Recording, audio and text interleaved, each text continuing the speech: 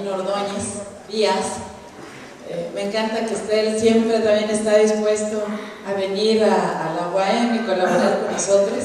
Y digo que me encanta pues por el trabajo que ha realizado y por la experiencia que tiene en el tema. Yo siempre aprendo con él algo nuevo. Ahora seguramente él les va a comentar, está encabezando un grupo, ¿no? Porque hay un proyecto donde se llama algo así como el Reporte Mexicano sobre Cambio Climático. Si recuerdan ustedes, ya habíamos platicado que cada determinado tiempo el IPCC emite reportes, ¿sí? Y el IPCC está agrupado, valga la redundancia, en 3 grupos, ¿no? Que atiende cada grupo algunos aspectos en torno al cambio climático. Entonces, bueno, esos reportes del IPCC ahora, lo que se está haciendo en México es que se está haciendo el mismo reporte, hagan de cuenta, lo que hace el IPCC, pero el reporte se está haciendo para México, ¿sí? Entonces el doctor Ordóñez está encabezando justamente este grupo. Uno de estos 3 grupos, él está atendiendo específicamente al grupo de mitigación, ¿sí? Y entonces, pues por eso les comento de la experiencia que ha tenido. Él es parte del grupo mexicano, la representación del grupo mexicano en el IPCC, ¿sí? Entonces, le agradecemos muchísimo que esté aquí él y por la experiencia que tiene, sobre todo para esta parte de bosques. Ustedes verán cómo él tiene toda esta parte. Miren, él es biólogo egresado de la Facultad de Ciencias Biológicas y doctor en Ciencias por el Instituto de Ecología del Programa Doctoral en Ciencias Biomédicas, ambos de la UNAM. Actualmente es director e investigador en Servicios Ambientales y Cambio Climático, AC. Es profesor de la Facultad de Ciencias en la carrera de Biología de la UNAM y en el Instituto Tecnológico de Estudios Superiores de Monterrey. Ha sido profesor e investigador de la Facultad de Planeación Urbana y Regional de la Universidad Autónoma del Estado de México y en el Centro Nacional de Investigación Disciplinaria en Conservación y Mejoramiento de Ecosistemas Forestales del Instituto Nacional de Investigaciones Forestales, Agrícolas y Pecuarias. Ha impartido más de 20 cursos, diplomados y talleres a nivel nacional e internacional en el área de cambio climático, captura de carbono, servicios ambientales, desarrollo sustentable, manejo de recursos naturales, conservación de áreas y especies prioritarias. Ha sido revisor de 25 tesis, codirector de 4 tesistas y director de 14 tesistas, de los cuales una tesis de licenciatura y una de maestría recibieron mención honorífica. En el 2008, una de las tesis de nivel licenciatura ganó el concurso nacional de tesis convocado por la CONAM sobre ecosistemas y su biodiversidad. En el 2012, una alumna de Servicio Social recibió la medalla al Servicio Social de Gustavo Paz Prada, que otorga la Dirección de Servicio Social de la UNAM. Ha publicado 2 libros, 20 capítulos de libros, 2 manuales, 10 artículos arbitrados, 10 artículos de divulgación, 17 reportes arbitrados, 40 trabajos no arbitrados y 16 informes técnicos y consultorías. A partir del 94 colabora en los inventarios nacionales de gases de efecto invernadero, en donde es autor y coautor en los sectores uso del suelo, cambio en el uso del suelo y silvicultura, y en el sector agricultura, que incluye a la ganadería. Paralelamente desarrolla un área de investigación en la que se promueve fuertemente la participación comunitaria en proyectos de diversificación productiva, en los cuales los productores participan en venta de bonos de captura de carbono, servicios ambientales, manejo integral de recursos naturales y conservación de especies clave. Entonces, como ustedes verán, tengo aquí otras cosas que el doctor ha hecho. Por ejemplo, la Comisión Nacional Forestal ha verificado y monitoreado el desempeño de los proyectos a 3 niveles: persona, industria y eventos. A la fecha se han mitigado más de 200.000 toneladas de CO2 equivalente, beneficiando a 10 comunidades que se encuentran en pobreza y pobreza extrema en el estado de Oaxaca, Chiapas y Querétaro. Entonces, si se dan cuenta, el doctor Ordóñez pues tiene amplia experiencia de trabajar también con comunidades. Y recuerden que algún día yo les comentaba que el doctor tenía esa experiencia de colocar bonos de carbono, ¿no?, en diferentes espacios. Entonces, cualquier cosa que también tengan de dudas con respecto a eso, pues él tiene toda esa experiencia y sí pues aprovechenlo, ¿no? Él va a estar solamente este día con nosotros, ¿no? Y bueno, pues muchísimas gracias, Toño, nuevamente, ¿no? ¿Sí? Entonces los dejo con él. Al contrario, yo le agradezco a la doctora por esta invitación y a ustedes por preocuparse para mejorar y integrar nueva información en su currícula, pero también en su quehacer diario. Hoy vamos a tocar un tema muy bonito que se llama vulnerabilidad, pero vulnerabilidad al cambio climático, específicamente en el sector uso de suelo, cambio de uso de suelo y silvicultura. Este sector es clave dentro de las emisiones de gases de efecto invernadero que tiene nuestro país. Es el sector número 5 generalmente. Y vamos a hablar un poquito de lo que es la vulnerabilidad. ¿Cómo la podemos definir a la vulnerabilidad? Relacionado completamente con el sector uso de suelo, cambio de suelo, silvicultura. Pero vamos a hablar de la parte conceptual en general. ¿Qué es la vulnerabilidad?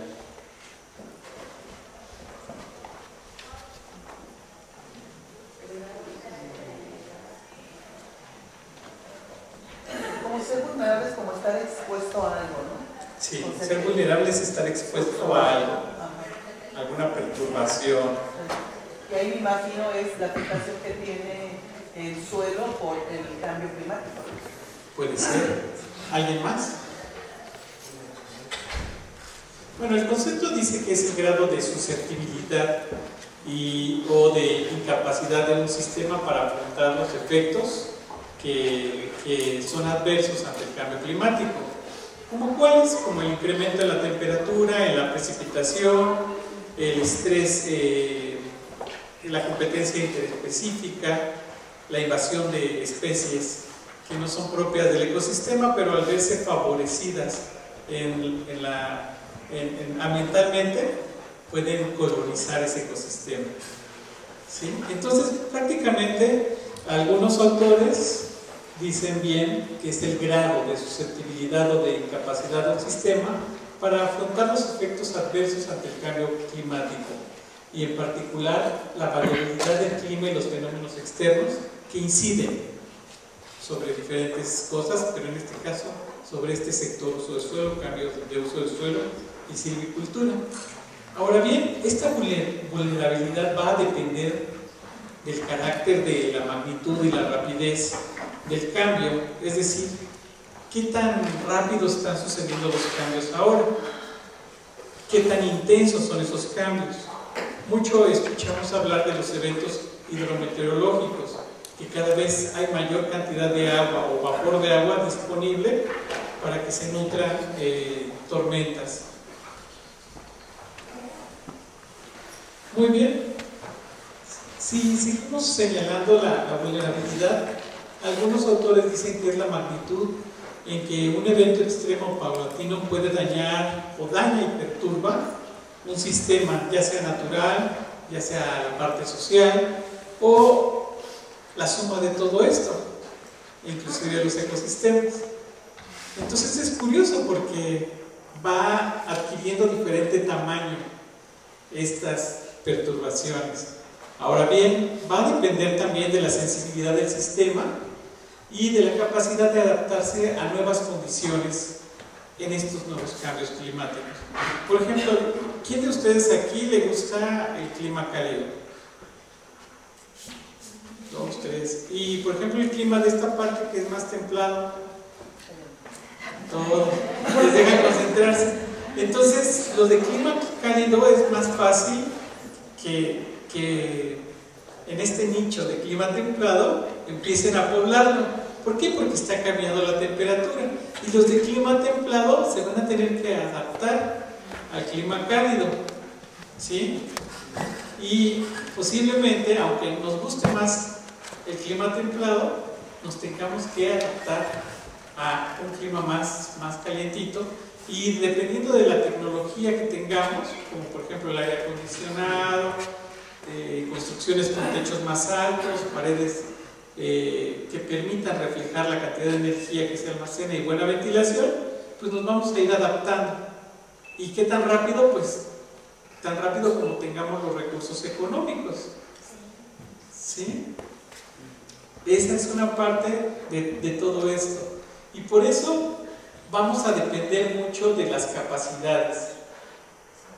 Capacidades pues, económicas, sociales, de difusión, divulgación, etc. Ahora bien, en las condiciones generales referente a la vulnerabilidad de una población están asociadas a los cambios que se van dando poco a poco, de manera paulatina, y en la manera en que la sociedad pueda redefinir el rumbo u orientar más bien sus actividades para poder adaptarse, vamos a salir adelante. Por ejemplo, hay muchas zonas de viveros en estas sobre la carretera hacia hacia Cuautla y todo esto. Y muchos ya tienen invernaderos. ¿Por qué tienen invernaderos? Para crear las condiciones para que se reproduzcan o se cultiven las plantas. Excelente. Para tener unas condiciones óptimas que separen ese sistema de producción del estrés hídrico y de la insolación que ocurren de manera natural. ¿Sí? El invernadero es una manera de aislar un sistema de producción. Y es básicamente esta parte. Y la población, obviamente, apenas una persona ve que están haciendo un vivero, se interesa en ese vivero. ¿Sí? Lo ve y está viendo cómo funciona, cuánto produce, el tamaño de las plantas, y se informan. Muchas personas lo hacen por iniciativa. Entonces, aquí es donde la población va adquiriendo nuevas capacidades y en lugar de limitarse, se motivan y si ven buena producción, pues alcanzan esas nuevas metas, ¿no? Entonces es bien bonito porque en ese sentido son menos vulnerables todas aquellas poblaciones que comparten capacidades y no se limitan para atender o responder a un evento extremo, sino al contrario, previenen. Ahorita, por ejemplo, las alertas sísmicas nos dan ¿cuánto tiempo para salir de las instalaciones? 1 minuto y cacho, y con eso es suficiente, ¿no? Podemos ayudar a las personas que no pueden caminar o a los que traen zapatos altos, en fin, diferentes cosas, pero prácticamente podemos atender de una manera más eficiente una emergencia, ¿no? Y ahora, por ejemplo, las alertas para las exhalaciones del Popo, para los huracanes, eso nos permite compartir a nivel poblacional, digamos que información que aumenta nuestra capacidad de respuesta en un intervalo de tiempo dado. Y eso es muy bonito. Ahora bien, la vulnerabilidad generalmente, pues como todo el lenguaje, es de origen humano, es antropocéntrico. Algunos dicen que son egocéntricos, porque nosotros concebimos este lenguaje, le damos nombre a las cosas y ya lo posicionamos. Pero no necesariamente, es una manera de comunicarnos. Es un lenguaje que desarrolla la humanidad. Y ahora bien, esta vulnerabilidad, este término, va a depender del nivel en que se puede o no defender una población que es afectada ante una eventualidad, una contingencia, o bien un daño estructural en el lugar donde habita. ¿Sí? ¿Y qué está asociado a la resiliencia? Ahora bien, hay impactos ante el cambio climático y estos impactos siempre se dan por una relación causa y efecto que generalmente se produce por una determinada acción humana. Por ejemplo, hace unos días, sin querer, se derribó un avión de pasajeros. ¿Sí? Y curiosamente iban 105 científicos que habían tomado el avión para ir a un congreso internacional de VIH, de SIDA. Y pues todos los científicos que están a la vanguardia en el conocimiento, pues lo derribaron, ¿no? Entonces, Hay una causa, hay un efecto, hay una crisis entre los países por donde pasó el avión, y ahorita están prohibiendo el traslado de otras aeronaves que surgen ese cielo, ¿no? No se sabe bien cuál es la causa, pero es el segundo avión de esta línea de Malaysian Airlines que derriba, y con personalidades cuyas características son relevantes para ciertas cosas.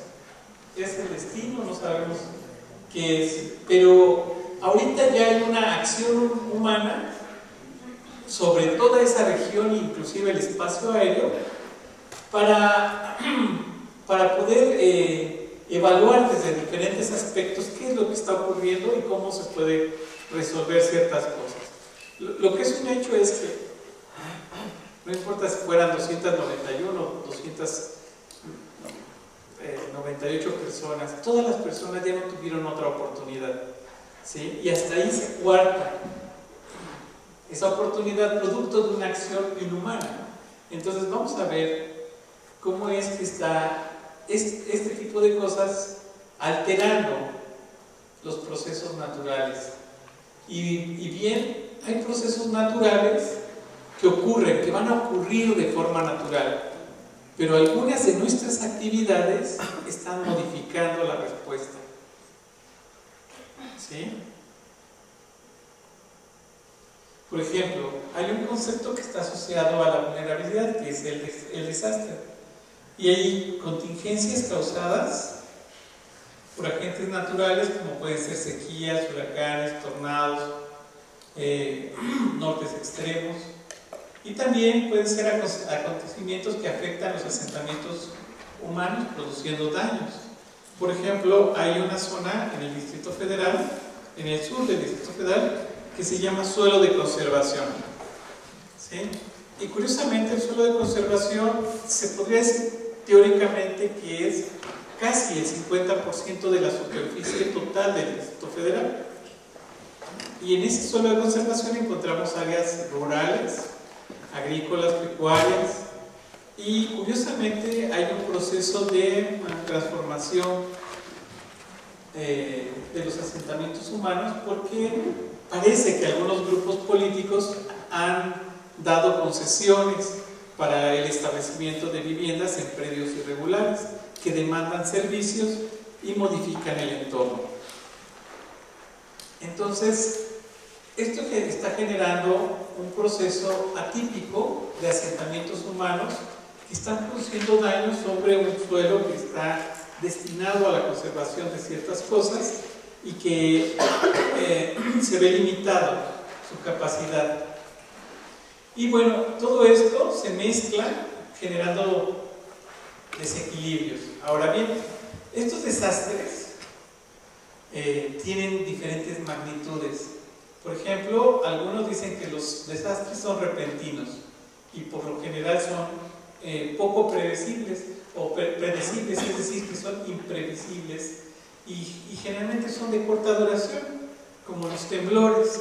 De repente viene un evento muy rápido, no sabemos cuándo va a temblar, cómo va a temblar, pero de que ocurre, ocurre, y las casas que tengan alguna falla por filtración de agua, por digamos que vibraciones de vehículos muy pesados, todo esto, pues de repente pueden ceder ante la presión del evento, y la magnitud del evento pues se va a hacer más amplia, es decir, va a crecer el impacto. Entonces, en muchos de estos desastres pues hay víctimas humanas, daños económicos considerables, y eso es el referéndum, el dato que nos importa para saber qué tan importante fue ese desastre.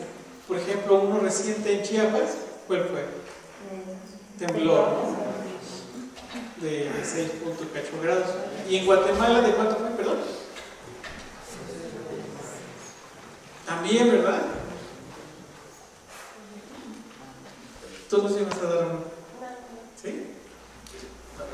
Participen, por favor, Y básicamente hay lugares donde desgraciadamente hay muchas víctimas humanas y daños humanos considerables.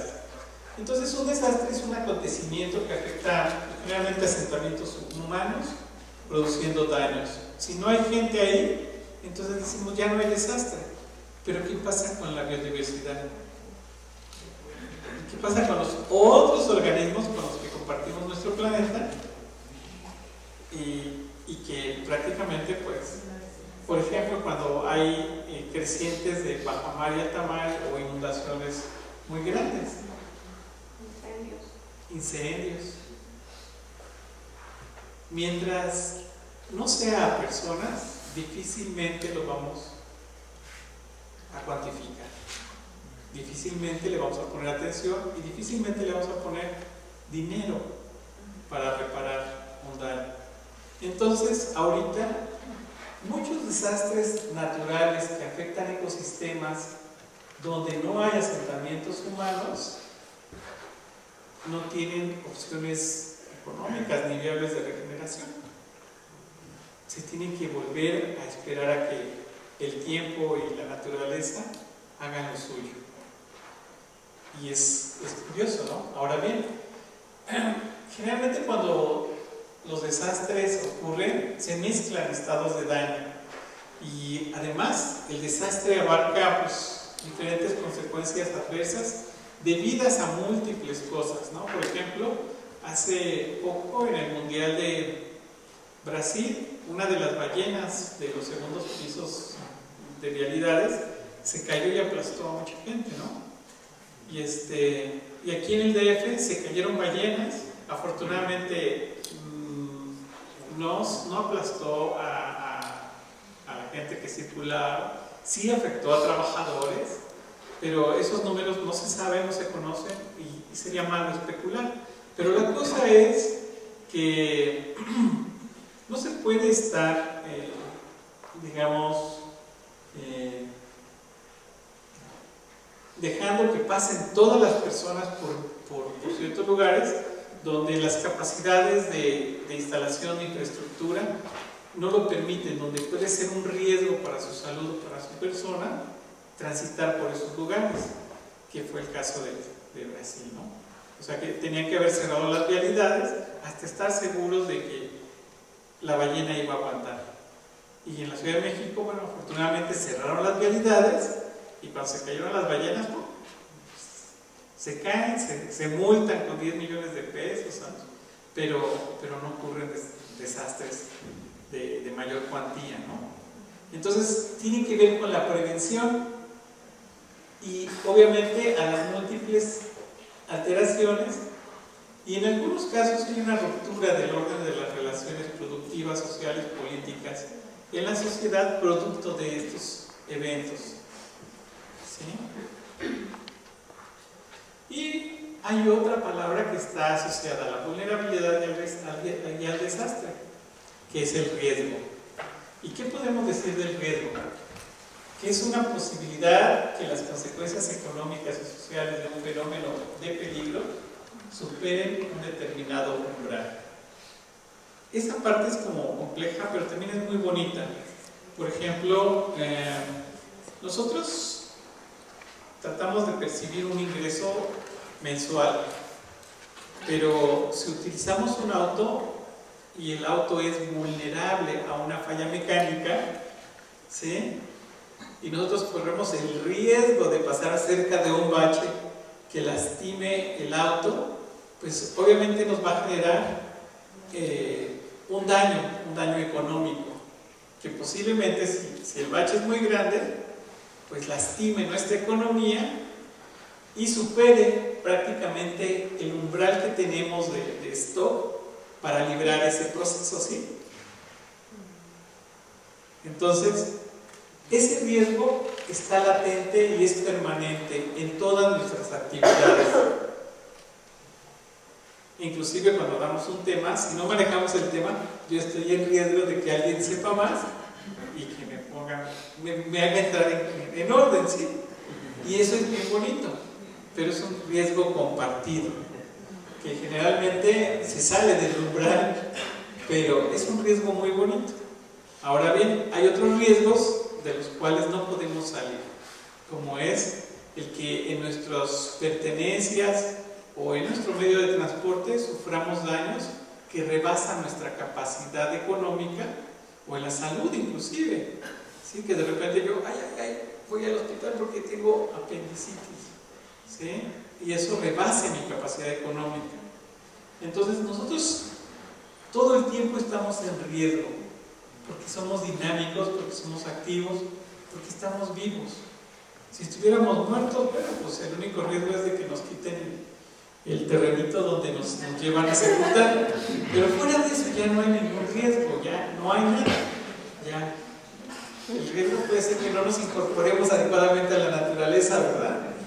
Pero fuera de eso, todos corremos un riesgo. La UNESCO define el riesgo de la siguiente manera. Por ejemplo, riesgo es igual a P por B por E, siendo riesgo la R, P el peligro, B la vulnerabilidad y E el número de elementos afectados.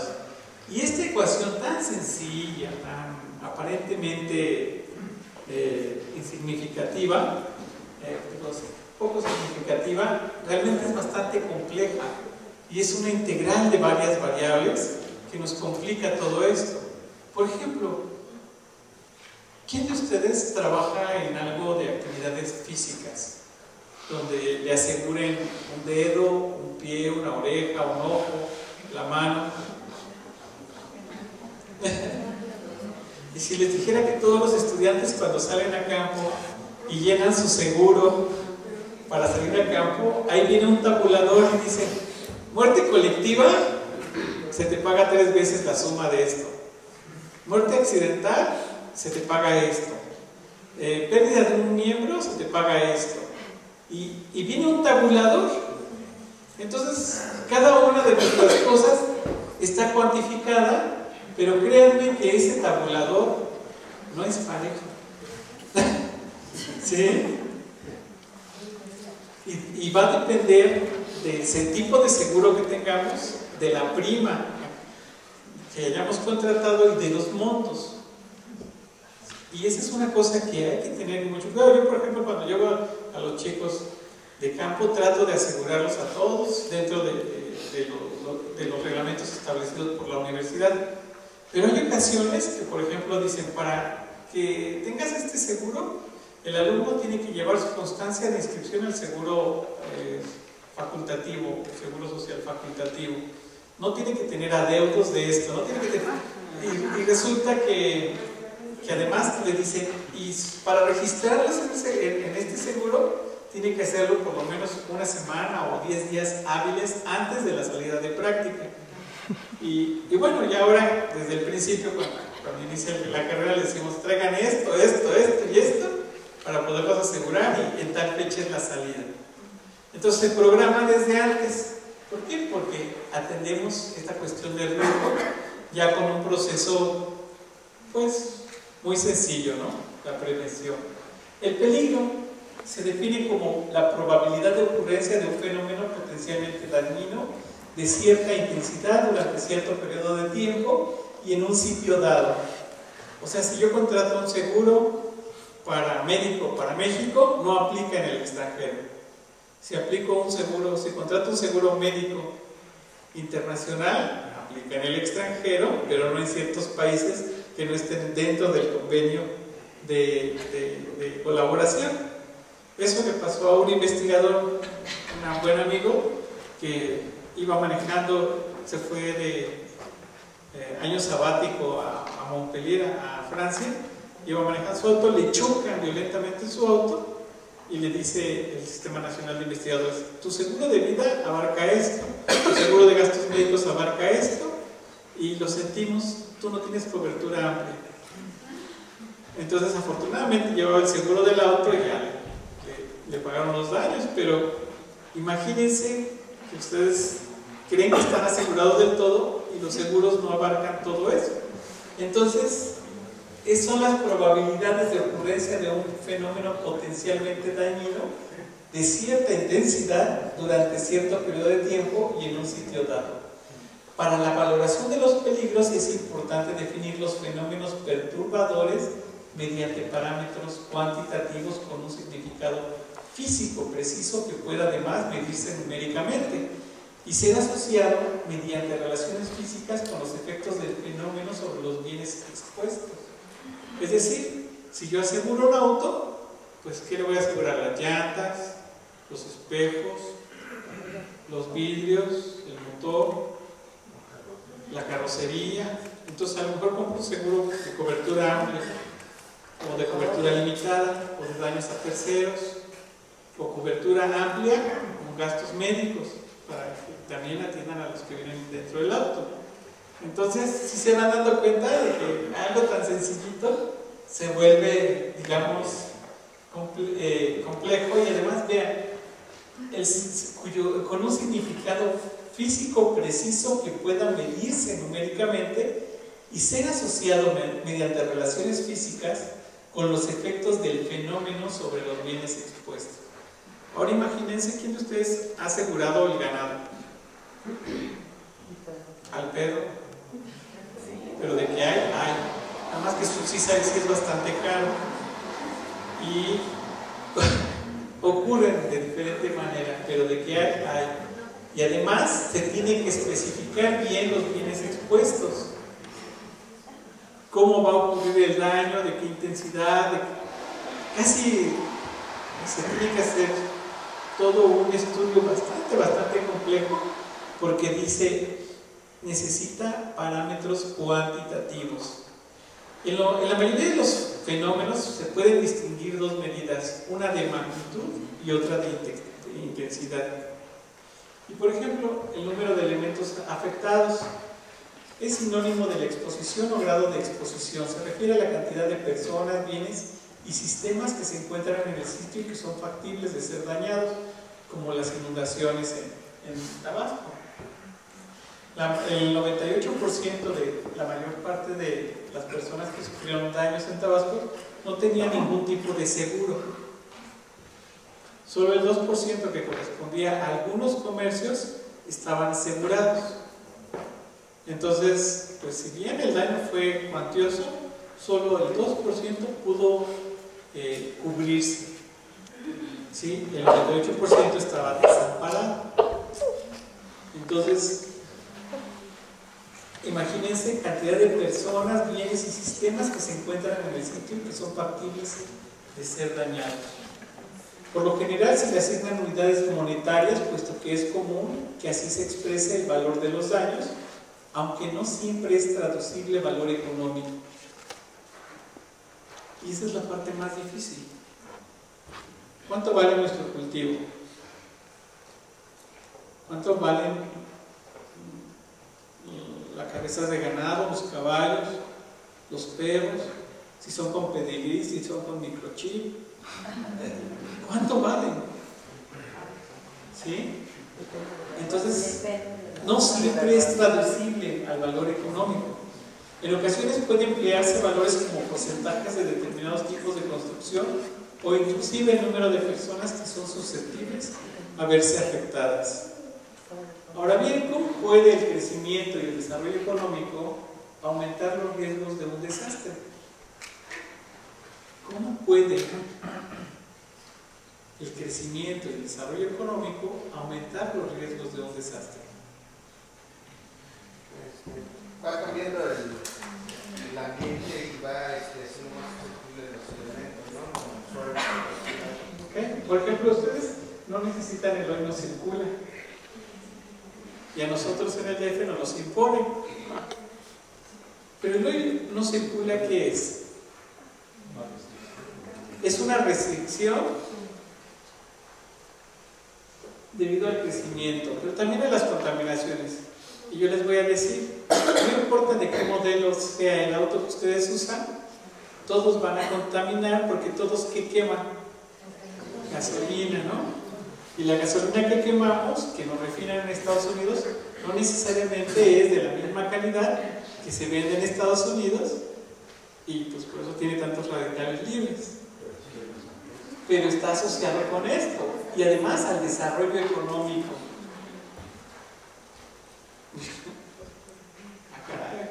¿Y por qué el desarrollo económico?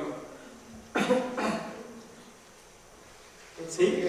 Porque Un desarrollo en la economía implica forzosamente que crezca también la economía, ¿no? Claro. Entonces, pues en consecuencia, si nosotros trabajamos bajo ese modelo, si crece la economía, tiene que crecer el consumo y tienen que crecer los bienes y los servicios de las personas. Excelente respuesta. Sí tiene que ver con eso, justo con eso. Pero es curioso, ¿cuántos de ustedes traen el día de hoy un auto híbrido?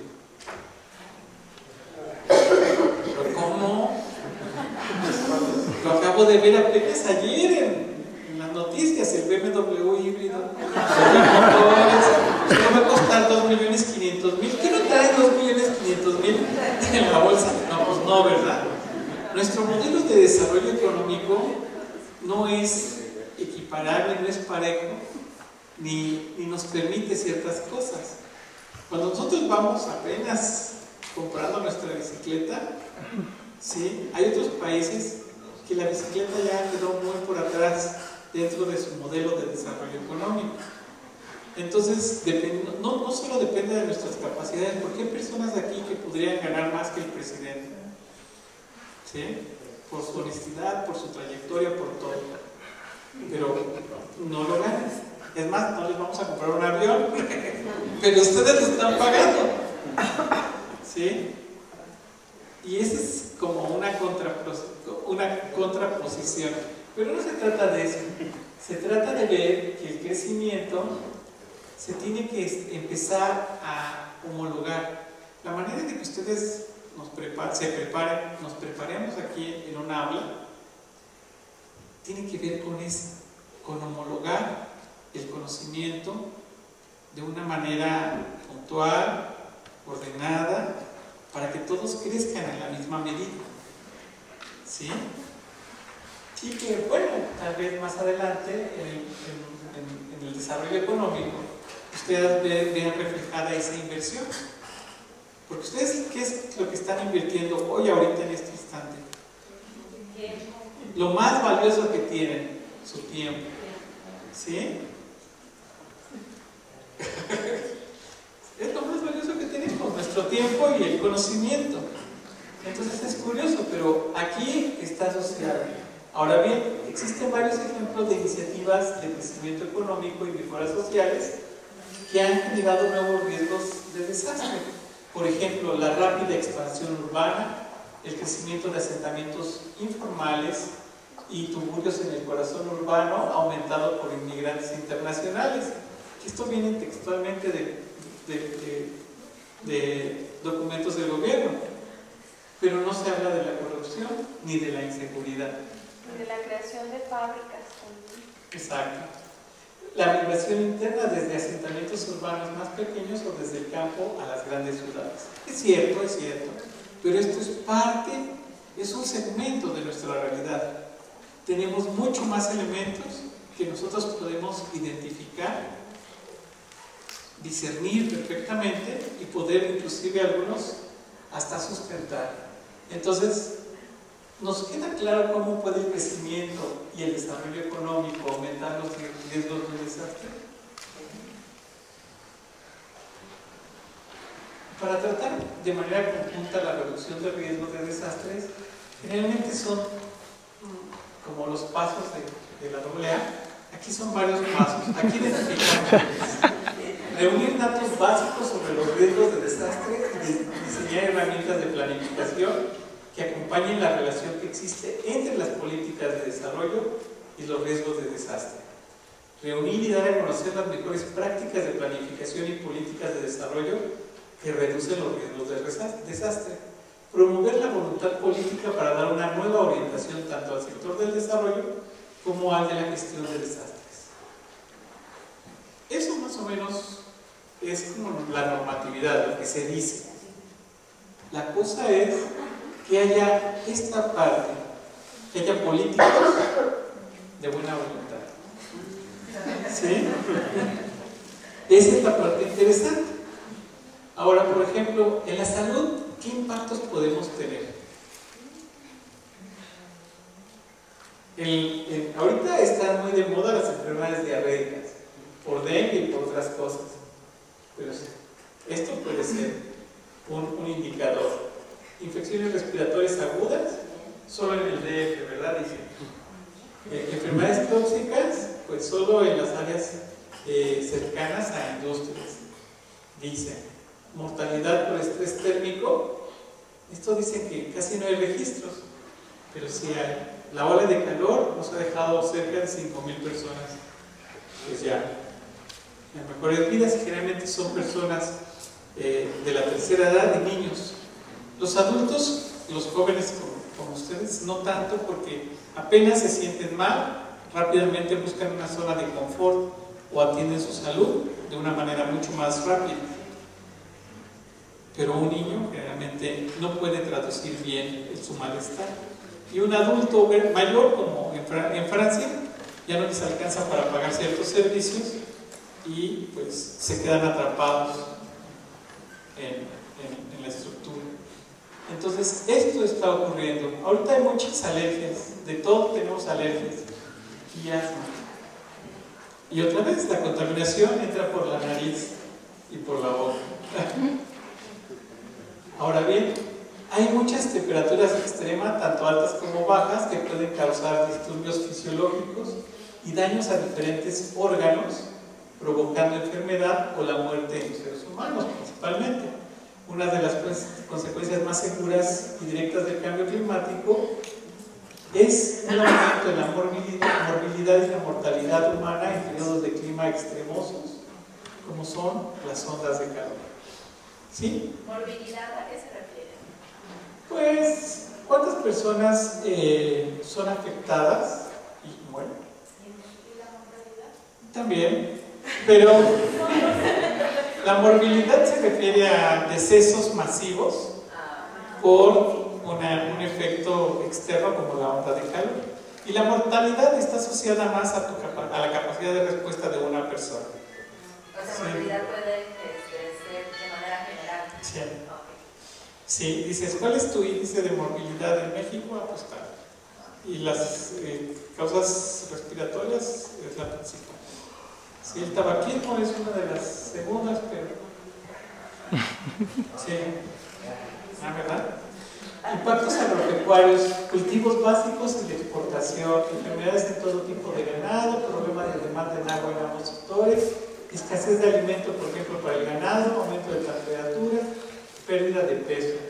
Hace poco, en la parte de la zona de la laguna, en la parte de Coahuila y todo esto, esa parte estuvo bajo estrés hídrico casi 18 meses y cerca de 500,000 cabezas de ganado se perdieron, pero difícilmente se corrió una alerta, como sísmica, alerta temprana a los campesinos para decirles que desplazaran su ganado a zonas con mayor alimento y agua, porque nosotros ahorita ya tenemos capacidades como para refrigerar esas 500,000 cabezas de ganado y irlas sacando al mercado poco a poco, ¿no? Pero cuando no ocurren estas alertas, se pierde todo el recurso. Y por ejemplo, hay muchos campesinos que prácticamente todo lo que son y todo lo que tienen lo traen pastando, ¿sí? No tienen más recursos. Entonces, algunos efectos muy drásticos de el no compartir la información sobre los cambios de clima, de temperatura, de precipitación, afectan esta parte. El ganado generalmente cuando empieza a tener un estrés pierde peso por el aumento de la temperatura, empieza a escasear el alimento y se pierde toda la inversión. ¿Cuánto cuesta una ternerita más o menos? Como 6 meses. Entre 3.500 y 4.800 depende del peso en talla, ¿sí? Y esas terneritas, por ejemplo, son muy susceptibles a los cambios de la temperatura, al cambio de la alimentación. Y mientras más seco esté el pasto, menos se hidrata, tienen que masticar más y necesitan agua. Entonces el ganado está dentro de los impactos agropecuarios más vulnerables. a esto. Hay forestales, hay incendios de diferentes intensidades, magnitudes, todo esto. Hay, en algunos casos, ahorita por ejemplo, a una planta, al someterla a un incremento en la temperatura, se ha visto que tiene un tipo de sudoración y empieza a resinar, es decir, empieza a liberar algunos componentes que le protegen, pero algunos son, pueden ser, ¿cómo se llama? Son combustibles volátiles. Ustedes saben que el aguarrás y otros componentes se obtienen de las plantas. Y este aguarrás, que es muy explosivo, lo pueden sudar algunas coníferas, que en combinación con las resinas que están liberando, pueden ser altamente explosivas. Y entonces de repente se quema un bosque rapidísimo y uno dice, pero ¿cómo fue que ocurrió este daño tan rápido en esta extensión tan grande?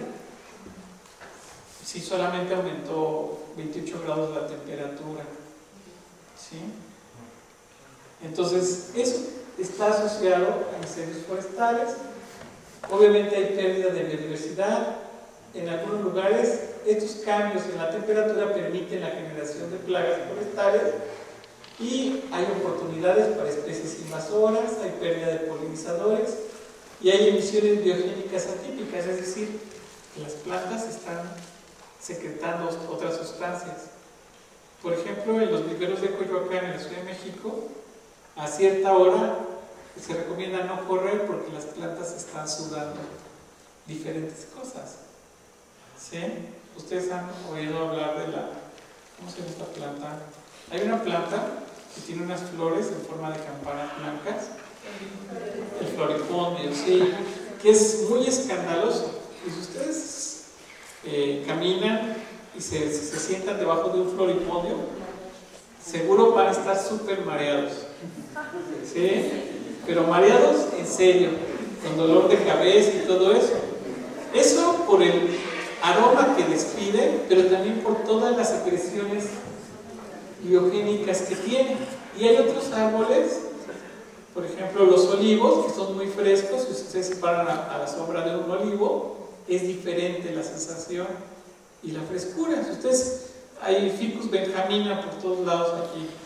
Si ustedes se paran debajo de un ficus benjamina a la hora del sol, sacan sus tortas, no hay problema, ¿sí? Pero si se paran cerca de un ficus benjamina, que esté cerca de una carretera y todo eso, ustedes ven las hojas van a estar negras y pegajosas. Y si les cae una gotita de agua, les va a pintar la piel, ¿sí? Porque la concentración que se llama black carbon o carbono negro, y les va a generar otros pigmentos. Entonces es bien curioso cómo una misma vegetación está reaccionando de manera diferente. Y esto está generando emisiones biogénicas atípicas. Ahora bien, en los recursos hídricos habrá impacto por el cambio, por la vulnerabilidad, por el cambio climático. ¿Cuáles, más o menos? Si llueve más, algunos lugares van a tener mayor recarga de agua, ¿verdad? Y cuando, por ejemplo, el piso de aquí es muy pedregoso, aquí no importa que llueva más, no va a haber deslaves. Pero del lado de la Magdalena Contreras,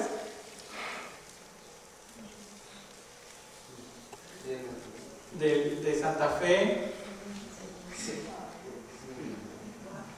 en Oaxaca, en la Sierra de Huautla, el suelo tiene una capacidad de retención de carga de agua. Al pasar esa capacidad, el suelo se transforma de un sólido como un plasma, un líquido, y se desliza sobre la pendiente que lo sostiene. Entonces, hay impactos en la recarga de agua. También hay impactos cuando no llueve en la calidad del agua y puede haber conflictos por esta agua. Además, ahorita hay mayores volúmenes de agua disponible y hay conflictos por las inundaciones. ¿Ustedes han oído hablar del delta del río Colorado? Más o menos hace poquito, hace unos meses, dijeron que Estados Unidos va a liberar el agua que tenía de más para que el delta del río Colorado tenga otra vez vida. ¿Por cuántos años estuvo inactivo esa parte?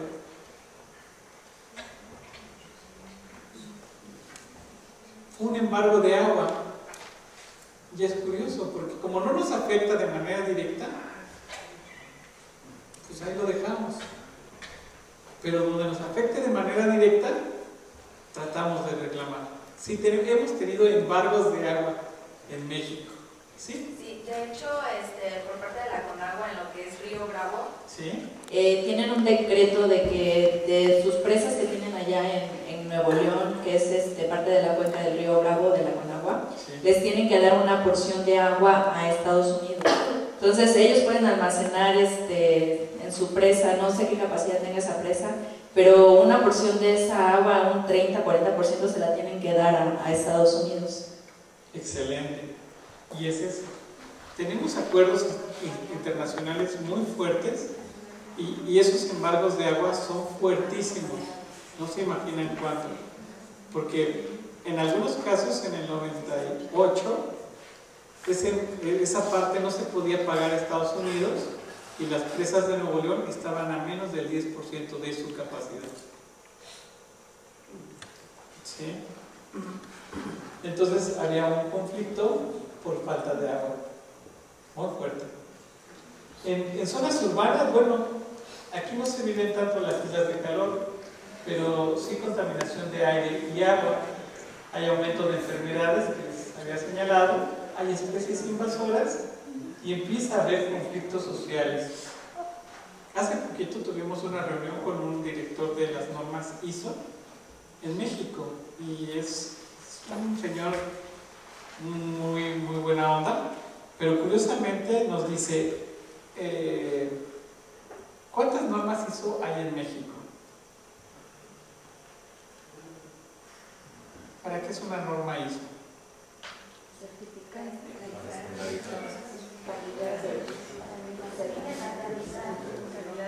Se nos sirve para medir la calidad, que estén las cosas que cubran ciertos estándares. Bueno, yo hice una revisión y ¿saben cuántas normas ISO maneja China? Solamente 20,000. Porque China distribuye a diversos mercados del mundo y las normas entran en función. Por ejemplo, si compro un aparato como esto o cualquier cosita, dependiendo del mercado a dónde va, es la norma ISO a la que se apega y el manual que lo acompaña. Es en Estados Unidos. ¿Saben cuántas normas ISO utilizan en Estados Unidos? 12,000. Y están activas, o sea, se utilizan 10,000 así a pie y puntilla. Y en México tenemos aprobadas 600, de las cuales... ¿A nivel privado, no? ¿Van a ver? ¿Las becas son a nivel privado? No. También a nivel... Sí, lo que pasa es que las normas cambian de un momento a otro y en México, por ejemplo, tenemos 600 así bien establecidas, de las cuales utilizamos de forma general 300 y recurrentes solo 150. Entonces, resulta que la persona que nos hizo nos dejó esta tarea, la hizo porque decía, a ver, ¿cuántas unidades habitacionales hay en México? Miles, ¿no? ¿Cuántas de ellas cumplen con la norma? Dice, una de las normas es que, por ejemplo, en la entrada de la puerta puede entrar una persona con silla de ruedas, que tenga 80 centímetros de ancho y que tenga estas características. Bueno, todas las de la CTM, ICA, Casas Geo, ninguna de todos cumple con las normas. Dice, las áreas de luz, por ejemplo, en algunas unidades tienen que pagar la luz del pasillo, porque los pasillos no están iluminados.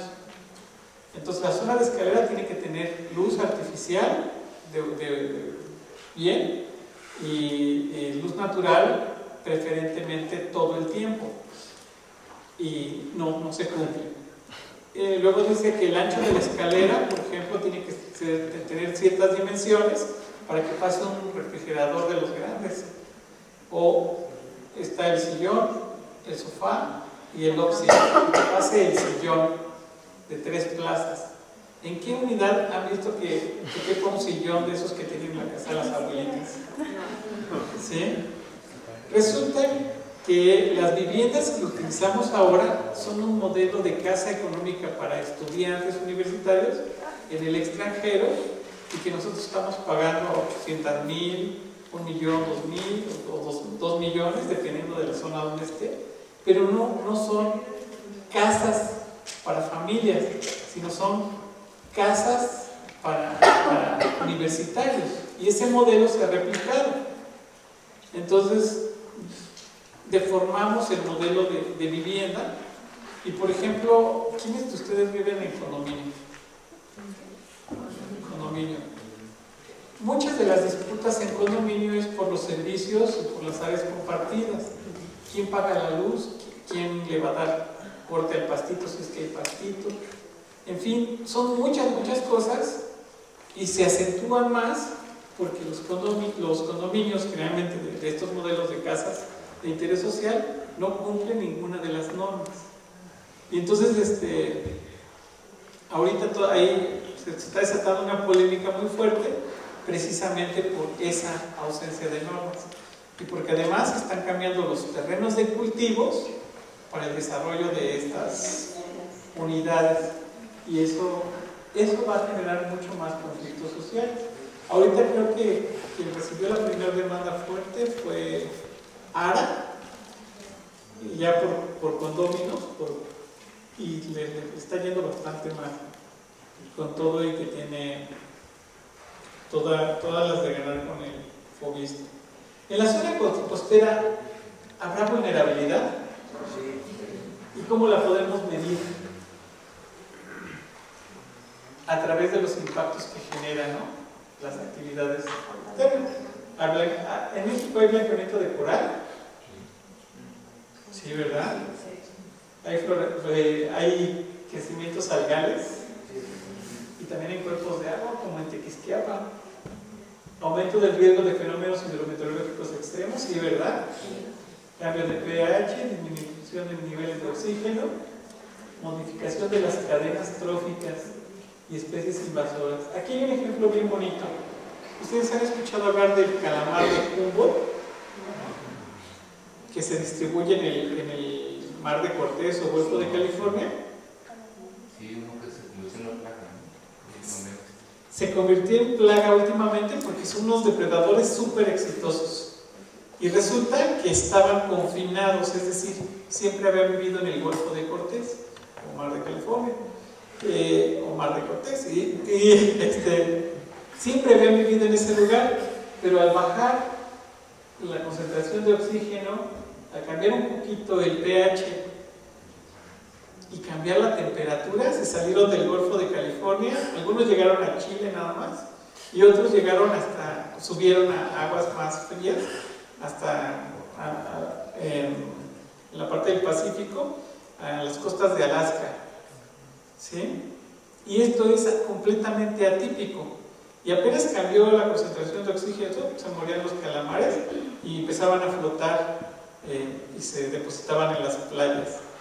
A mí me tocó ver unos calamares, pero estaban fresquecitos. Los levantamos y pesaba 20 kilos la cápsula del calamar. Y entonces con los pescadores con los que iba dijeron: hoy va a haber ceviche de calamar para todos.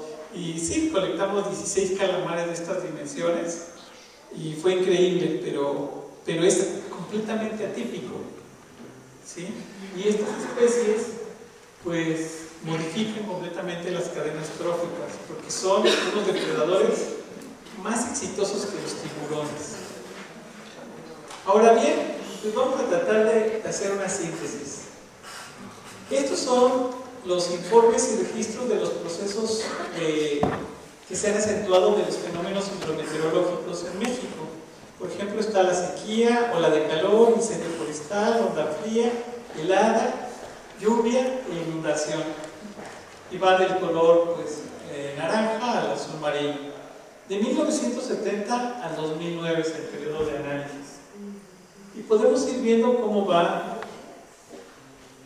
de manera atípica creciendo estos fenómenos. ¿En dónde es esto? En México. Para México. Para México nada más. Entonces miren, aquí viene una sequía muy fuerte, va bajando, sube, baja, sube. Y de repente miren aquí en el 2009, una sequía muy fuerte, una ola de calor muy fuerte, incendios forestales más o menos, ondas frías, heladas, lluvias e inundaciones. Pero el 2008, observen, y 2010, 11, 12, 13 y 14 rompen esta estadística. Están por acá. Esto es lo que está ocurriendo. Y en realidad no nos interesa que llueva o que no llueva, sino se ve reflejado en costos. ¿Sí? Por ejemplo, miren, estos son hidrometeorológicos y estos son otro tipo de eventos que han generado grandes costos en México. Aquí está el temblor del 85. Pero esto es sobre infraestructura, no sobre personas. ¿Sí? Porque dijimos que las personas están valuadas con otro costo. Observen nada más. Miren. Esto fue lo que acabó la Ciudad de México.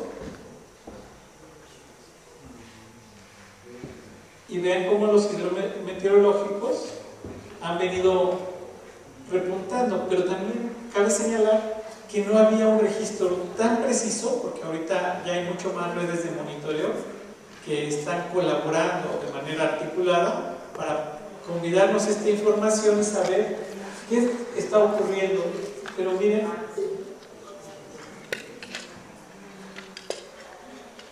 ¿sí? Y los de Tabasco no están considerados. Y bueno, las emisiones, por ejemplo, para el sector uso de suelo, cambio de suelo y silvicultura, para el año 2010 se estimaron en 748.252 gigagramos y que con respecto al año de 1990 aumentaron un 33%. Esto nos dice que el sector está creciendo en emisiones, pero que presenta ciertas cosas que no habíamos observado. Está creciendo a un ritmo de 1.5%. Y ahora les voy a decir qué es lo que está pasando. ¿Puedo hacer un comentario? Sí, por favor. Nada más para, con respecto a lo que comentó de los fenómenos hidrometeorológicos. Sí. También hay que ver, sí, muchas ocasiones nos deja desastres en México estos tipos de fenómenos, pero por otro lado también en lo que son las costas del Pacífico, en Baja California, en lo que es Sonora, toda esta zona, para ellos es muy beneficioso lo que serían los ciclones tropicales, porque son los únicos sistemas que les dejan las precipitaciones en esta zona. Entonces, cuando a ellos les toca un ciclón, sea una tormenta, un huracán, una depresión, para ellos hacen fiesta, ¿no? Porque ya van a tener un poquito de lluvia y almacenamiento de aguas. Y con respecto al 2010, cuando fue el huracán, fue Alex, ahí en Nuevo León, por ejemplo, toda la precipitación que le dejó Alex fue que les ayudó para ir sobrellevando la sequía que presentaron en el 2011. Si no hubiera habido Alex ese año, en el 2010, hubiera sido tremendo el déficit de precipitaciones que hubieran tenido la zona de Nuevo León, en específico Monterrey, que es una ciudad tan grande. Entonces, no siempre es algo malo que nos llegue a dejar este tipo de eventos. Excelente comentario, porque además, cuando hubo este evento en Monterrey, el agua obviamente va toda rebotada y toda fea, y en ese evento se vio otra vez el agua azul turquesa que baja por Monterrey, llega a San Luis y todo eso, y esa agua tiene un color particular muy bonito y difícilmente se ve cada 20 años, ¿no?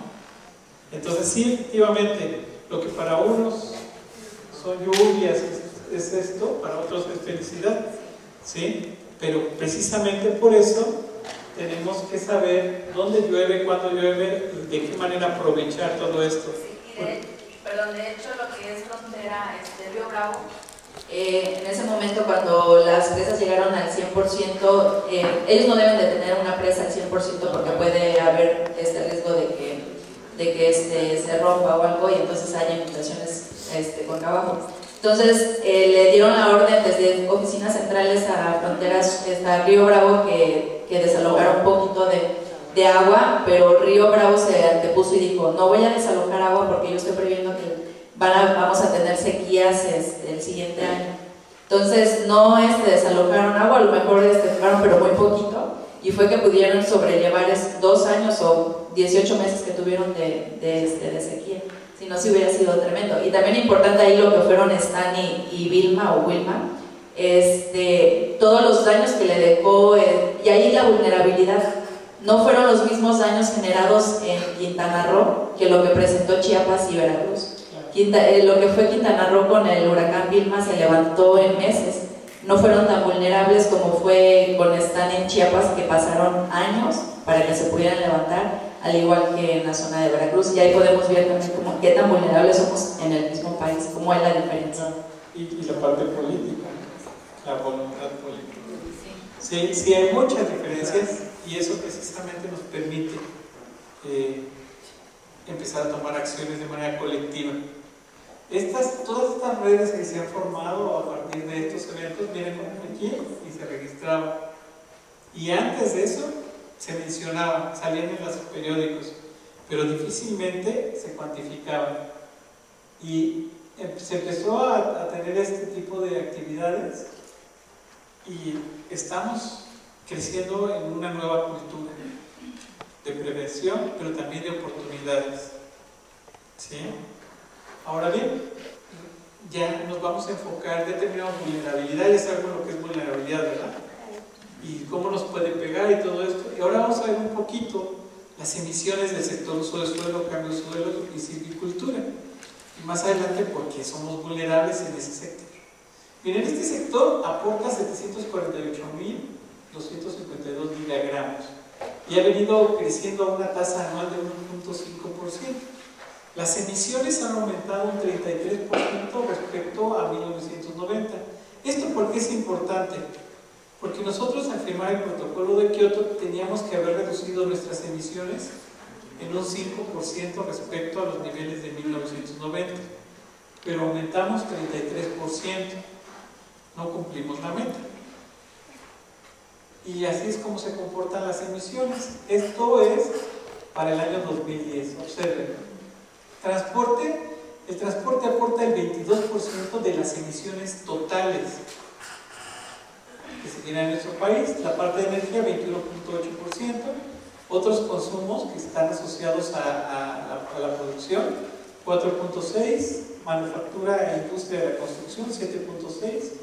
Fugitivas, 11.1%, procesos industriales, 8.2%, uso del suelo y cambio de uso de suelo y silvicultura, 6.3%. Y este sector en 1990 tenía una mayor participación. Agricultura, 12.3% y desechos, 5.9%. Este sector ha venido creciendo bastante. Y agricultura, bueno, pues agricultura ha tenido un proceso muy interesante al momento de hacer el recálculo, porque en estos dos sectores no hay medidores como el de la luz, como el del agua, como el de la gasolina. Estos dos sectores generalmente se dejan fuera de los inventarios mundiales porque tienen un nivel de incertidumbre muy amplio. ¿Sí? Ahorita vamos a ver por qué.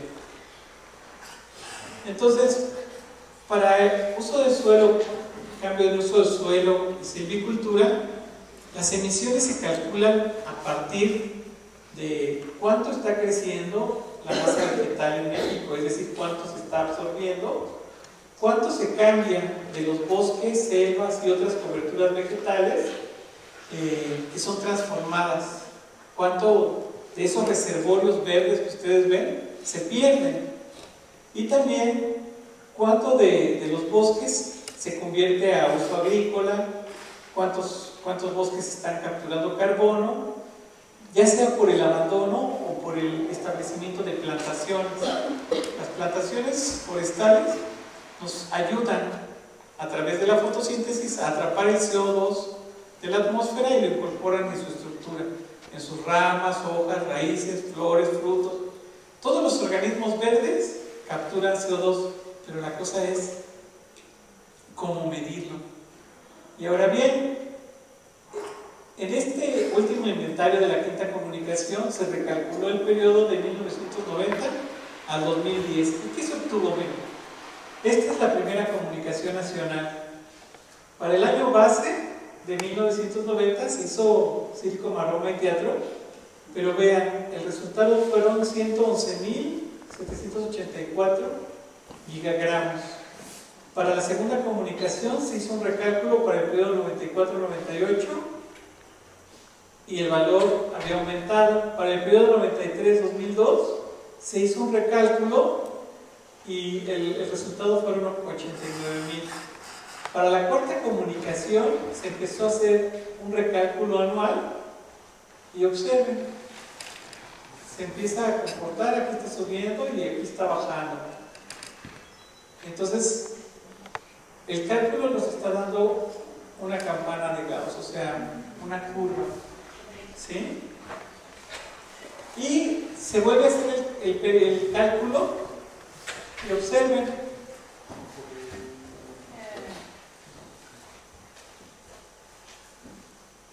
aquí hay datos muy curiosos que se van comportando de una manera muy similar a esto, pero que tienen otra dinámica y que efectivamente empieza a haber una disminución. ¿Y por qué es eso? ¿Por qué se están comportando las emisiones de este tipo? Y la respuesta no es clara, pero ahorita la van a ver. Observen, al principio se estaban modificando los bosques y se estaban deforestando, pero cada vez hay más bosques o cada vez hay menos bosques y selvas.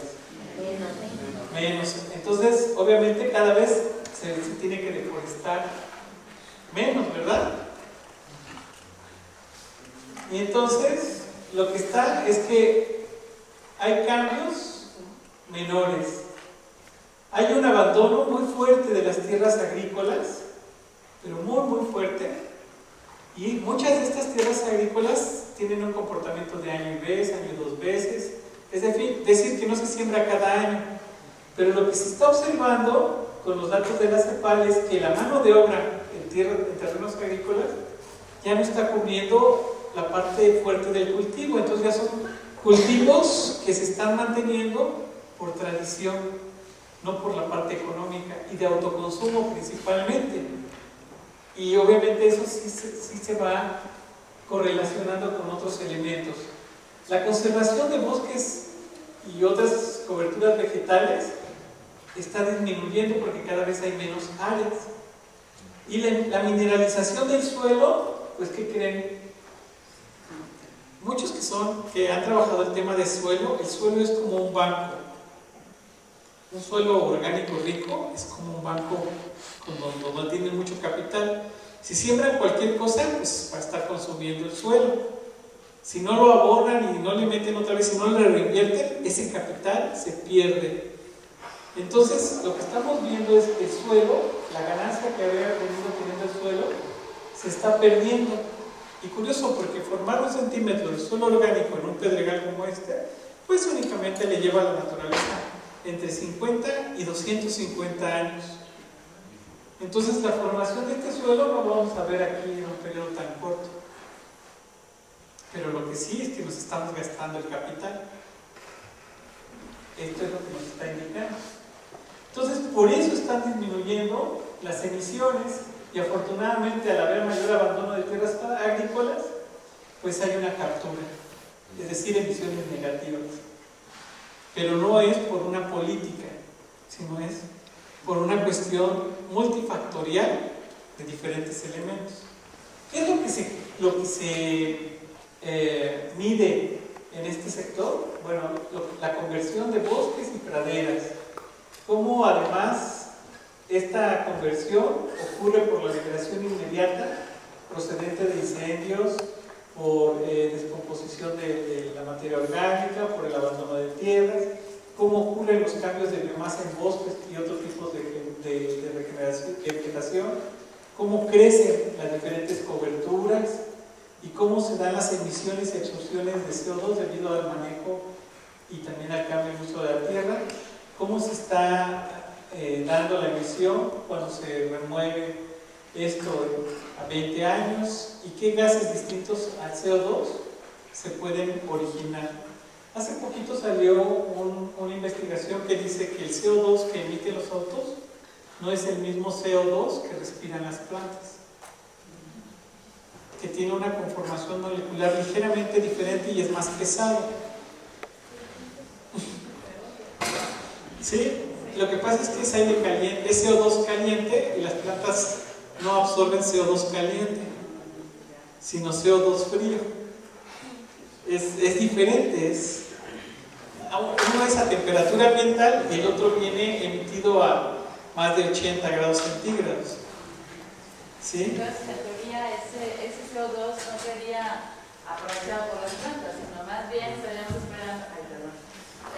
estaríamos esperando que sería el CO2 producto de la respiración, el mismo que se va a fijar por el proceso de fotosíntesis, pero no esperaríamos entonces que el CO2 producto de combustión sea fijado por la fotosíntesis. Exactamente, que no sea fijado, pero inmediatamente, en un periodo después. Entonces no es el mismo, pero porque está afectando la temperatura. Sí, esa era la respuesta. Toño, aprovecho para la gráfica anterior, un poco estábamos comentándolo ya hace algún tiempo, pero no teníamos como los elementos para poderla interpretar bien. O sea, hay un abandono de tierras agrícolas y esperaríamos que hubiera mayor captura de carbono, por decirlo así, pensando en que esas tierras agrícolas se van a regenerar. Sí. ¿Cierto? Exacto. Y eso por un lado, entonces, claro, eso no es una política, ¿no? Sí. Para bajar las emisiones de carbono, a lo mejor es una cosa de tipo social, sí, ¿no? En donde hay migración, hay una serie de cosas de la gente que normalmente se dedicaba al campo, ¿no? Sí. Pero aquí teníamos algo, bueno, de manera general lo que estamos viendo en la gráfica como una tendencia es que se disminuyen las emisiones, sí, y se incrementa pues un poquito la captura. Entonces, bueno, en este sector que está haciendo eso, la pregunta también era en algún momento es si puede estar también habiendo una como consecuencia de políticas de conservación, por ejemplo, si puede estar también dando algunos resultados de que se nos estén reflejando en esto. Sí. O sea, conservación, áreas naturales protegidas, no sé, una serie de esas cosas, si también pudiera estar repercutiendo ya en que estamos cuidando más del área forestal y por lo tanto las emisiones están disminuyendo, pero no sé si eso puede ser una interpretación correcta. Excelente, esa es una interpretación políticamente correcta. Sí, es muy buena. Les voy a decir por qué. Imagínense que ustedes en México decretan muchas áreas naturales protegidas y dicen, aquí está el efecto directo de la conservación. ¿Sí? O sea, en las áreas naturales protegidas no ocurre nada. Nosotros fuimos hace poquito al cielo, Tamaulipas, y no nos dejaron entrar porque está protegida por el narco. ¿Sí? Dijeron, aquí ya, o sea, la CONAM y todo eso, no puede entrar. Fuimos a marismas nacionales y marismas está muy fragmentada y tiene otros eventos, pero también es corredor de narco. Entonces, sí entramos y todo, pero nada más por donde teníamos que pasar. Entonces, políticamente es correcta, porque las áreas naturales están, pero cambios de administración. Sí, es esa parte. Porque en áreas naturales protegidas, como en investigación en México, no ha aumentado la inversión. ¿Sí? Nos tocó auditar unas áreas naturales protegidas. A lo mejor han escuchado hablar de la Reserva de la Biosfera, la más grande de México, de Baja California, donde está Guerrero Negro y todo esto. Y en el 91 había 2 personas que trabajaban directamente en la Reserva de la Biosfera y vivían en Guerrero Negro, Marcelino y Bernardo, nada más. Y todavía siguen ellos trabajando. Y el letrero que dice ahí, viviendo en la Reserva de la Biosfera, dice CEDURE. ¿Por qué? Porque la gente se familiarizó con el nombre de CEDURE y es la institución que sigue, ¿no? Creo que ellos ya tenían otra vez recortado el de Semarnat y todo eso, pero lo tienen recortado en UNICEF. Entonces, lo ponen, lo quitan, dependiendo cuando va una persona, ¿no? Y por ejemplo, pues eso habla de la Reserva de la Biosfera más grande de México. Y ahorita cambiaron, el Nevado Toluca cambió a Parque Nacional. Y por un lado es bueno porque se pueden hacer planes de manejo forestal. La cosa es que la gente se ponga pilas, que se asesore bien y de buenos académicos, pero también con la parte de rentabilidad. Yo conozco toda esa parte y por ejemplo en Villamadero se utiliza mucha agua para plantas y mucha de la gente que maneja todas las plantas, toda la parte de industria de floricultura tiene cáncer porque los organoclorados, los fertilizantes no tienen un control, entonces necesitan de profesionistas, están demandando la participación de profesionistas para el uso adecuado de todas las técnicas de labranza y de implementos pues atípicos, que no son naturales para fertilizar, para matar plagas, para todo eso, de manera muy desesperada, ¿no? Entonces ahí es donde nosotros como profesionales tenemos trabajo, oportunidades de trabajo, ¿sí? Y resolviendo problemas bastante serios. Ahorita hay muchas plagas en el Nevado Toluca y a través del programa de manejo ya pueden entrar y sacar toda la madera plagada para que también haya saneamientos, ¿no? Pero ya pueden entrar, no se podía entrar. Entonces hay cambios que pueden favorecer, pero va a depender de nuestra disponibilidad de trabajar en conjunto y aprovechar esta sinergia políticamente correcta. ¿Sí? Entonces esa es la parte. Lo que sí es que el estudio de la CEPAL nos dice que hay un abandono dramático en las tierras en México porque el promedio de salarios son de 20 pesos por persona a la semana. Con eso no. La parte forestal igual. O sea, los que están ganando ahorita más de ellos son los talamontes, porque tienen una industria perfectamente articulada donde pueden cortar donde les guste, venderlo y tener mayor rentabilidad sobre el recurso que están vendiendo. ¿Sí? Y las áreas naturales protegidas, la mayoría no tiene grandes coberturas de importancia en carbono. Ese es un detalle importante.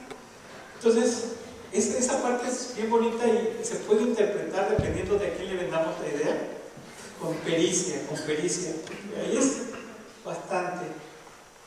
Ahora bien, pues los gases que además se producen es metano, monóxido de carbono, óxido nitroso y algunos noxes u otros gases que pueden o no tener importancia como gas de efecto invernadero.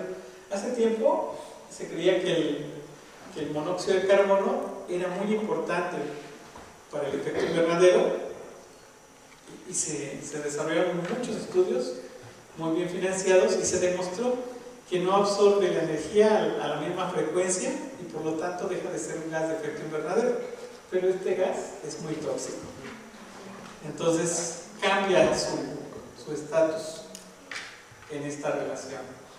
Ahora bien, México, pues nosotros sabemos que es uno de los primeros lugares en cuanto a biodiversidad, que además prácticamente tenemos todos los grandes grupos o tipos de vegetación que se conocen en nuestro planeta y que expertos de diferentes instituciones afirman que la biodiversidad mundial está amenazada por la expansión de la frontera agrícola, ganadera y urbana.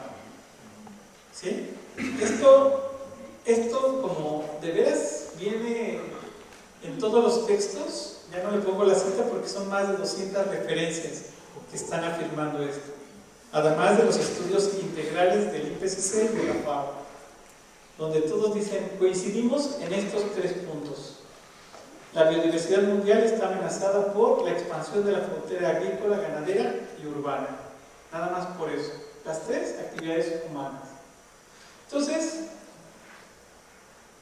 en México existen muchos estudios para evaluar la cobertura vegetal de México, pero México es un país grande, en serio.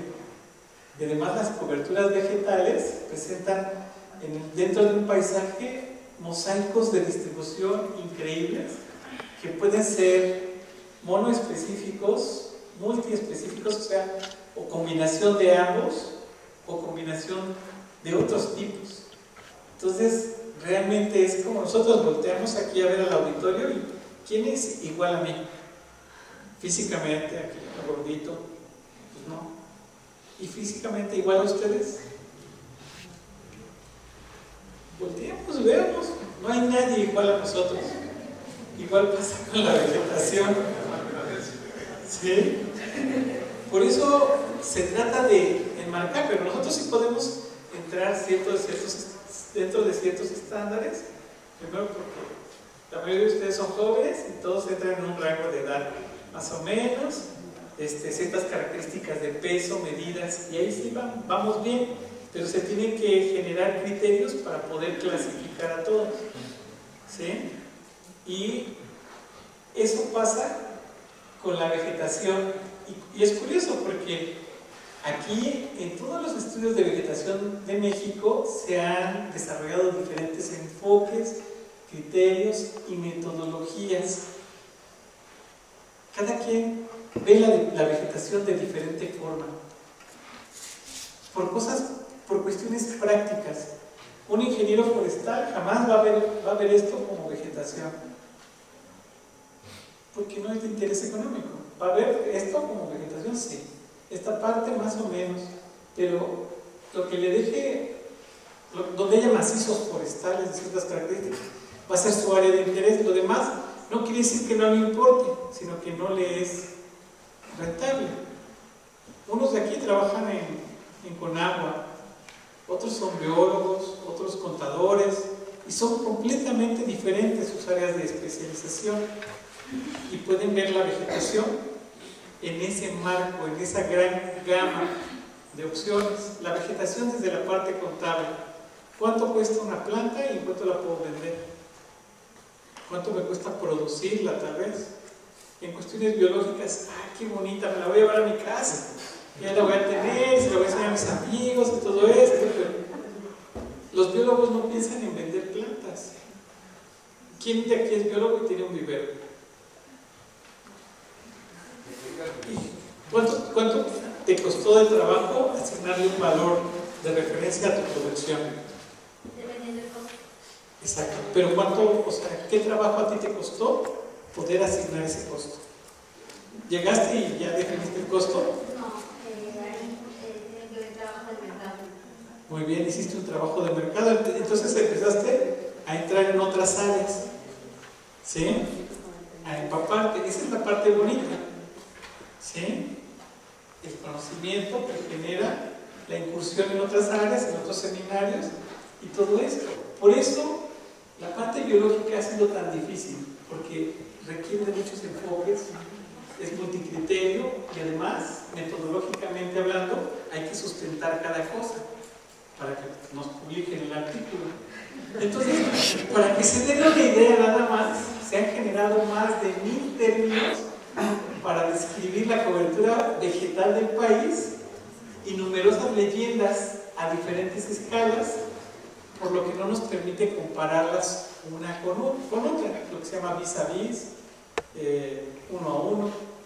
Por ejemplo, de la presentación de los mapas de INEGI para las series de vegetación de la 1 a la 5, generalmente la escala básica es 1/50,000, pero escala más fina no se tiene. Y sí se puede crecer a escala 1 a 1.000.000 y no hay problema. Pero dentro de la escala 1/50,000, ¿cuál es el área mínima cartografiable. 25 hectáreas, muy bien. Esas 25 hectáreas, por ejemplo, ¿ustedes creen que este edificio nuevo aparezca en el polígono de las 25 hectáreas? No, ni se ven. Entonces imagínense, cuando tenemos paisajes así, pues paisajes, al final de cuentas, bonitos, pero con ciertas modificaciones. Por ejemplo, esta es una área agrícola, aquí está, ya está barbechado, pero esta área agrícola se deja para papa y esta para maíz. ¿Por qué? Quién sabe, pero así lo hicieron. Y el caso es que están en un bosque templado, aquí está el pinus, que nos señala más o menos en qué ecosistema estamos sembrando. Y estas áreas agrícolas, ahorita a la mayoría de los agricultores les encanta en estos terrenos, y es curioso porque los bosques templados son estacionalmente secos. Tienen verdor todo el año, pero son estacionalmente secos. Y en época de lluvia, por ejemplo, ya se sembró y en agosto, el 15 de agosto, viene una de las primeras cosechas. ¿Sí? Y solo se produce una vez al año. Y todo el demás tiempo está pelón esto. Viene el aire, levanta la tierra y se lleva lo primero, materia orgánica. Entonces, hay estructuras que se van modificando de acuerdo a las necesidades y todo esto. Entonces, por ejemplo, para poder analizar todas las coberturas del país, imagínense qué necesitamos hacer. Bueno, nosotros aquí anotamos una receta. Se necesita realizar un procesamiento previo de reclasificación para poder establecer unidades comparables, debido a que la información de las series de vegetación y de uso de suelo permite la planeación de actividades correspondientes al desarrollo económico del país, entre las que se encuentra la ganadería, la agricultura, la minería, la silvicultura y la expansión urbana. Pero homologar, ¿bajo qué criterio? Si ya hay 1000 clasificaciones, 1000 términos que describen nuestra vegetación, ¿para qué los homologamos? Ya está uno por cada cosa. Porque si los trabajáramos de esa manera, la matriz que tendríamos que trabajar sería de 1000 columnas por 1000 renglones para cada año de comparación, solamente 1000. Y pues ya se puede hacer, antes no, pero ahorita sí. Y entonces, miren este paisaje cómo está fragmentado. Este cultivo y este cultivo y este cultivo son los mismos dueños, pero llevan un tipo de irrigación diferente y por eso está verde cuando lo demás está seco. Entonces, este polígono es de menos de 25 hectáreas, este es de 2 hectáreas. Entonces, cuando vamos sumando, aquí están las casas y se ve cómo se van expandiendo las áreas urbanas. Aquí hay unos ranchitos de porqueriza, de los nuevos, donde concentran a todos los marranitos y se les da pues de comer bien, se obtiene mayor rendimiento por unidad de área y es más rentable y la afectación pues es menor, pero esta área no tiene drenaje. Y entonces, ¿qué se hace con los residuos? No tiene un biodigestor. Ese biodigestor podría alimentar al menos unas 200 casas, pero lo estamos desaprovechando porque no podemos compartir. En México es bien difícil compartir. Si tenemos esto, difícilmente vamos a compartirle los beneficios de una porqueriza a las personas que están alrededor. Es difícil, pero lo podemos hacer. Y la gente de aquí podría invertir en el desarrollo de un biodigestor para entrar en correspondencia, pero también en responsabilidad para aprovechar ese gas. Lo que nos falta es capacidad de diálogo. Dicen que el fútbol nos hace hermanos, nos ayuda, nos permite romper las diferencias. Cuando hay un gol del equipo que llevamos, pero cuando no, genera todo lo contrario. El caso es que México necesita ser como uno para el fútbol, pero uno para el desarrollo ya no trabajar de manera desarticulada. Y necesitamos evaluar la modificación del paisaje para saber cómo aprovechar la basura de otros, los residuos de otros, y aplicarlos a nuestro favor. ¿Sí? En Yucatán, este tipo de cosas no tiene drenaje. Y ustedes no se imaginan la cantidad de hormonas que se les inyectan a los puerquitos. Y todas esas se vierten pues, a los escurrimientos naturales. En Yucatán muestramos algunos pozos cercanos a áreas de chiquero, y como por ejemplo el nivel freático está pues, muy cerquita, aquí por ejemplo están vertiendo todos sus desechos pues allá en las grietas, y acá están tomando el agua del pozo. ¿Sí? Y pues hemos observado que aquí hay hormonas, porque esto está jalando, está bombeando el sistema, el agua la está jalando por acá. Entonces aquí hay hormonas de las que el cuchito de acá comió, y así. Ahora imagínense un lugar que tenga un relleno sanitario sin membrana, y las pilas, todo eso se queman porque vienen las baterías encapsuladas, pero al ejercer una infección con hongos, hay unos hongos que degradan la batería. Ustedes lo ven cuando abren sus aparatos que casi no usan, y de repente ven que la pila se la comió el hongo y está toda derramada. ¿Sí? Y cuando no se recicla bien, bueno, pues contamina.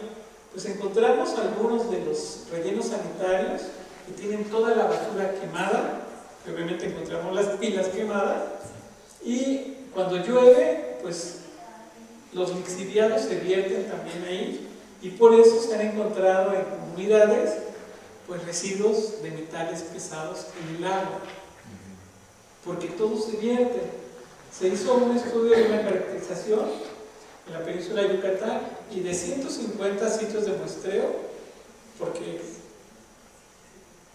muchos doctores empezaron a encontrar a gente con leucemia y con otras enfermedades provocadas por la contaminación de metales pesados, pero no sabían cuál era la fuente. Decía, pues el niño necesita más que chuparse una pila, comérsela, para tener esa concentración de metales pesados en su organismo. Y lo que se vio era que pues, tenían algunos de esos pozos cerca, lugares donde quemaban la basura y quemaban las pilas. Muchos turistas cuando llegan, se les acaba la pila, pues se la tiran en el mar o donde sea, y entonces esas pilas, generalmente si son invadidas por hongos, la cápsula no sirve. Si son quemadas, la cápsula explota, y entonces los metales se van. Entonces, por ejemplo, aquí en Morelos, el Instituto Tecnológico del Agua, el INTAC, creo que ha desarrollado nuevas tecnologías con humedales artificiales donde pueden limpiar bastante bien el agua. Y Yucatán, por ejemplo, es una de las entidades que ahorita demanda la construcción, planificación, organización de humedales artificiales, porque toda la ciudad de Yucatán no tiene drenaje. ¿Sí? Entonces, y todos estos ranchos no tienen drenaje. Entonces ahí tenemos muchas opciones de desarrollo integral, y por eso es tan difícil evaluar. Cada persona es un mundo y cada proceso es bien diferente. Entonces ya van entendiendo la complejidad de poder evaluar todas las coberturas vegetales del país, de series de diferentes series publicadas por INEGI, la escala y todo lo demás. Miren, por ejemplo, aquí hay un bosque que ya está con vegetación secundaria. Aquí ya hay un bosque abierto que ya fue aprovechado discretamente. ¿Por qué? Porque la idea es dejar más o menos entre 660 y 700 árboles por hectárea para que ganen mayor pues fuste y todo esto, y además se les va podando. Esta área, por ejemplo, tenía todo un bosque muy bonito. Aquí todavía se alcanzan a ver algunos de los fustes que tienen más o menos 20, 25 metros tirados. Esto se llama matarraza. Cortar todo en un polígono bien definido y sacarlo por un ladito. Y ya que está todo afuera, se le prende fuego para todas las ramas y hojas que quedan, para cambiar el pH del lugar y hacerlo atractivo para rentar una parcela de maíz. El gobierno de México les da más o menos, hay diferentes programas, está ProGAN, está ProCampo, les ayuda a los campesinos a hacer este tipo de procesos para que talen. Según esto ya hay un padrón para que no se talen, pero curiosamente el padrón no tiene los polígonos georreferenciados y pues se les da el apoyo para que la gente no migre, pero aquí lo que encontramos es que ninguno de los polígonos que encontramos en este lugar estaban ni en ProGAN ni en ProCampo. Es decir, se les da el apoyo y a la buena de Dios. Y desmontaron todo esto. En total fueron 52 hectáreas. Después les prendieron fuego. Pero lo que sacaron aquí de volumen de árbol, muchos árboles los vendían a 20, 40 pesos. Se los vendieron a los talamontes, porque ellos no tienen maquinaria para aprovecharlos. Pues es normal, la comunidad no se dedica a sacar madera. Y toda esta madera que sacaron, pues es una pérdida de almacenes de carbono. Entonces, evaluar estos cambios en la cobertura vegetal para llevarlos a polígonos así donde dices, bueno, este está en regeneración y este lo acaban de perder y todo lo demás está con otra dinámica, no es nada sencillo. Se tiene que monitorear de manera satelital 24 horas al día toda la superficie del país y esto pues, es inviable, es incosteable para poder saber cómo se cambia la cobertura vegetal de bosque a parte agrícola, a parte urbana, ¿sí? Y entonces lo que hacemos es una comparación de imágenes estáticas, de fotografías que ya fueron tomadas. Algunas de estas fotografías no coincide el polígono con la cobertura que te dicen y entonces hay que reclasificar, pero esta reclasificación tiene que ser supervisada para que no haya este tipo de errores, que no checan bien los polígonos, ¿sí? Sino que todo vaya calzando. Y como la unidad mínima cartografiable son 25 hectáreas, este tipo de polígonos no se ven. Este tipo de procesos que están modificando el paisaje no se ven. Entonces tiene que ser sobre algo mucho más grueso que nos permita hacer una comparación. Entonces lo que se hace es que primero que nada se obtienen las